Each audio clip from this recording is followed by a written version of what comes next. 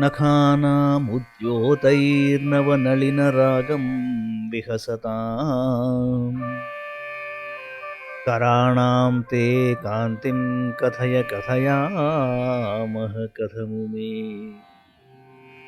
कयाचिद्वा साम्यं भजतु कलयाहं कमलं यदि क्रीडल्लक्ष्मीचरणतललाक्षारसचणम् ओ उमादेवी చక్కని గోళ్ల వెలుగులతో కొత్తగా వికసించిన పద్మాల ఎర్రదనాన్ని పరిహసించే నీ చేతుల కాంతిని ఎలా వర్ణించి చెప్పగలము? పద్మానికి తనలో విహరించే లక్ష్మీదేవి పాదతలంలోని లత్తుకరసం అంటి మరింత శోభతో ప్రకాశించినట్లయితే నీ కర కమలాల కాంతిలో 16వ భాగానికి సరిపోతుందేమో. ఎంత ఆశ్చర్యకరం! నఖానాముద్యోతైర్నవనళినరాగం విహసతాం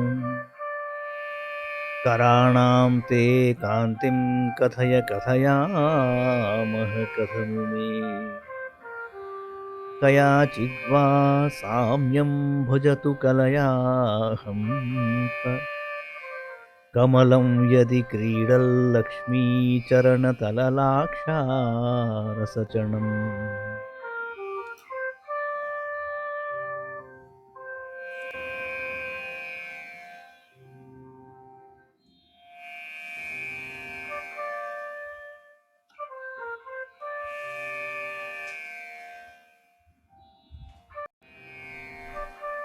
समं देवि स्कन्दद्विपवदनपीतं स्तनयुगं तवेदं न खेदं हरतु सततं प्रस्नुतमुखम् यदालोक्याशङ्काकुलितहृदयो हासजनकः स्वकुम्भौ हेरम्बः परिमृशति हस्तेन झुटिति अम्मा देवी స్కందుడు గజముఖుడు సమంగా పానం చేసే పాలు స్రవించే ముఖాలతోనున్న నీ స్తనముల జంట మా దుఃఖాన్ని తొలగించుగా. పాన సమయంలో ఏనుగు కుంభముల వలెనున్న వాటిని చూసి హేరంబుడు సంశయంతో తన తలను వెంటనే తొండంతో తడుముకొని నవ్వు పుట్టిస్తున్నాడు. సమం దేవి స్కందద్విపవదన పీతం స్తనయుగం తవేదం న ఖేదం హరతు సతతం ప్రస్నుతముఖం యదాలోక్యాశంకాకులితహృదయో హాసజనకः స్వకుంభౌ హేరంబః పరిమృశతి హస్తేన ఝుటితి.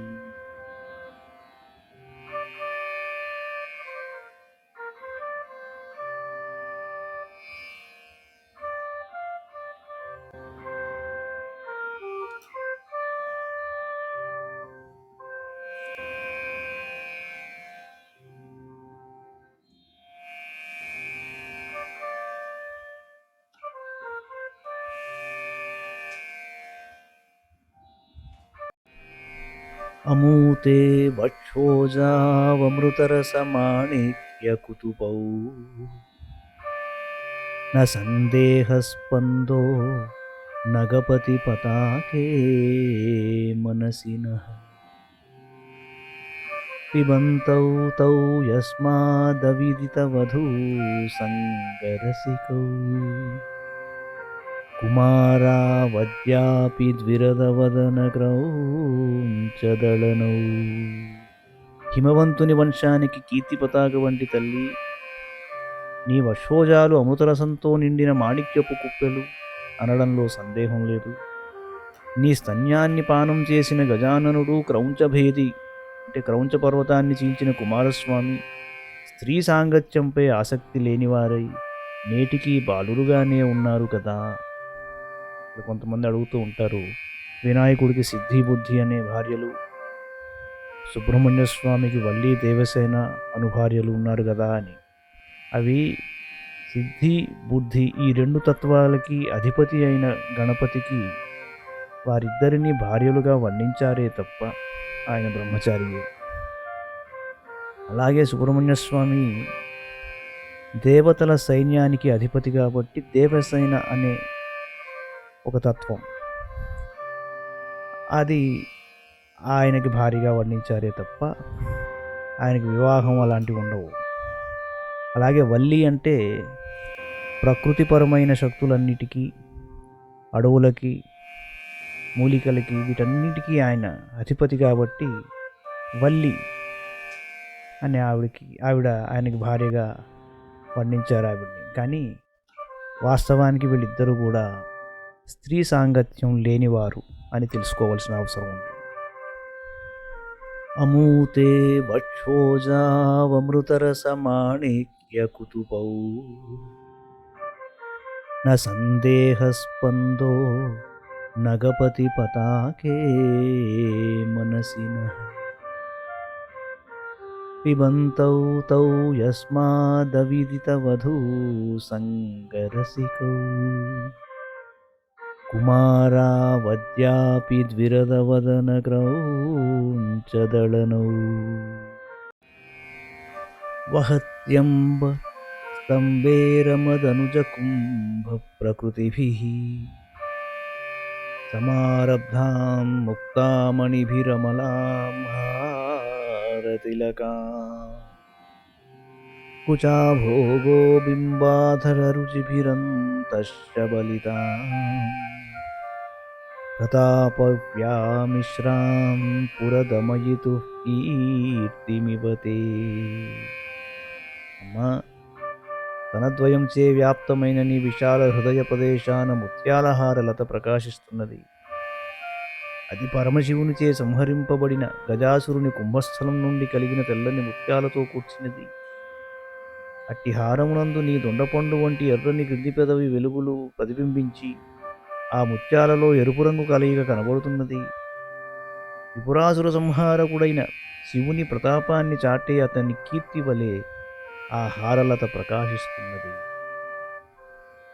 వహత్యంబ స్తంభేరమదనుజ కుంభ ప్రకృతిభిః సమారబ్ధాం ముక్తామణిభిరమలాం హారతిలకాం కుచాభోగో బింబాధర రుచిభిరంతశ్చబలితాం ప్రతాపవ్యామిశ్రాం పురదమయితుః కీర్తిమివతే.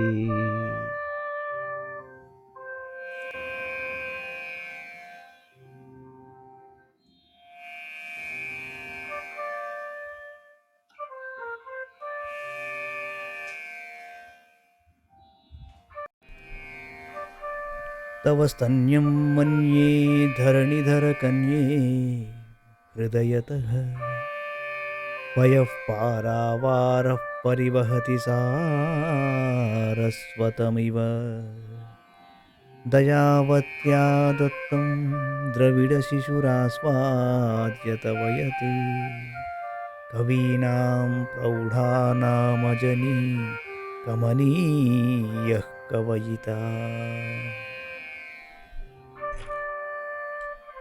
ఓ పర్వతతనయ, నీ హృదయం నుండి సారస్వతమయమైన క్షీరసముద్రం స్తన్యంగా ప్రవహిస్తున్నదని ఊహిస్తున్నాను.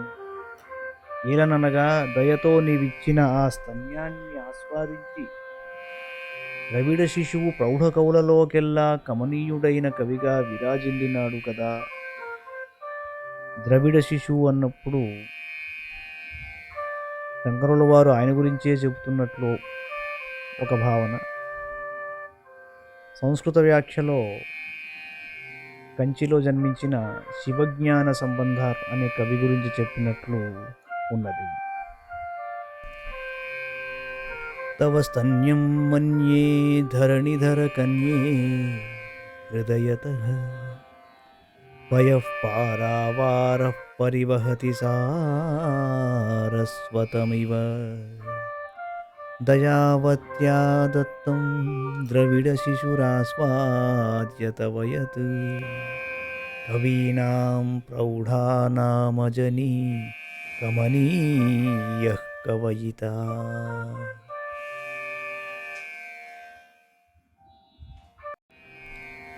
हरक्रोधज्वालावलिभिरवलीढेन वपुषा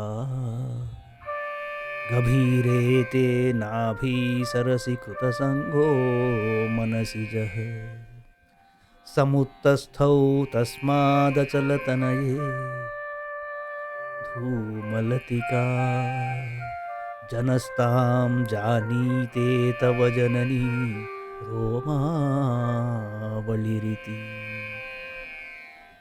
హరుని క్రోధజ్వాలల వలన మండుచున్న శరీరం గల మన్మథుడు ఆ మంటలను చల్లార్చుకోవడానికై లోతైన నీ పొక్కిలి అనే నాభీ సరస్సులో దూకాడు.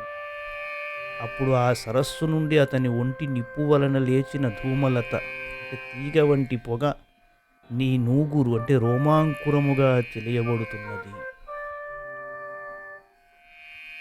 నాభి అంటే మణిపూర చక్రస్థానమును, స్తనద్వయ మధ్యము, అనాహత స్థానమును, స్తనములు, ఇడా, పింగళ నాడులను సూచించినచో, నాభి నుండి స్తన మధ్యముగా వైపు పోగు నూగారు సుషుమ్నా మార్గమును సూచిస్తుంది. కాబట్టి కామప్రేరణకు కలిగిన చిత్తశోభము ఆజ్ఞాచక్రస్థాన స్థిత జ్ఞాననేత్ర వివేకము వలన తొలగి కామతాపము నాభిచక్రమునకు దిగి శాంతించును అనే ఆలోచన కలుగుతుంది.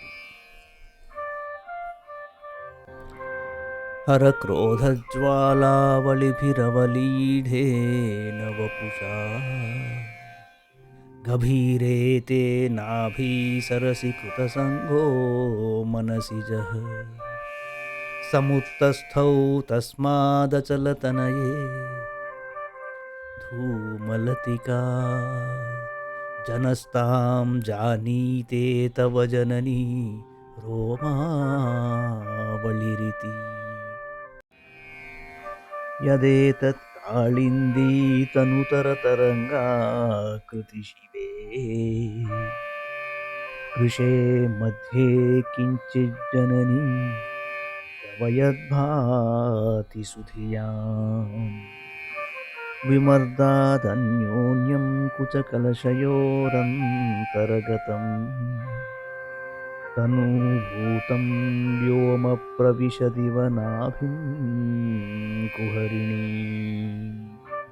జననీ శివా, సన్నని యమునా తరంగం వలె నీ నడుమునకు నడుముగా నిలువుగా కనబడుతున్న సూక్ష్మ వస్తువును యోచింపగా నిండైన నీ స్తనముల జంట యొక్క ఒండొంటి ఒరిపిడికి నిలువలేక నలిగి సన్నగా క్రిందికి జారిన ఆకాశం నీ నాభీ గుహలో ప్రవేశిస్తున్నట్లుగా భాసిస్తున్నది.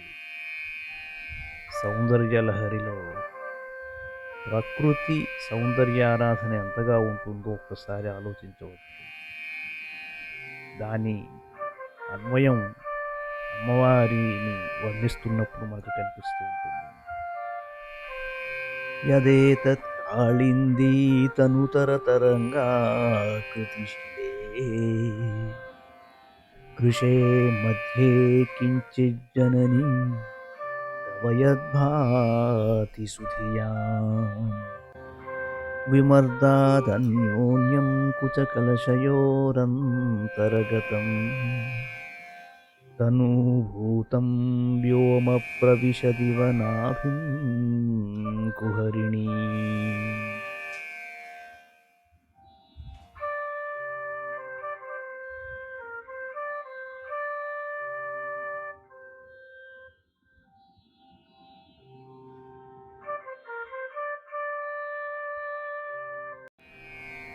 స్థిరో గంగావర్తస్తనముకుళరోమావళిలతా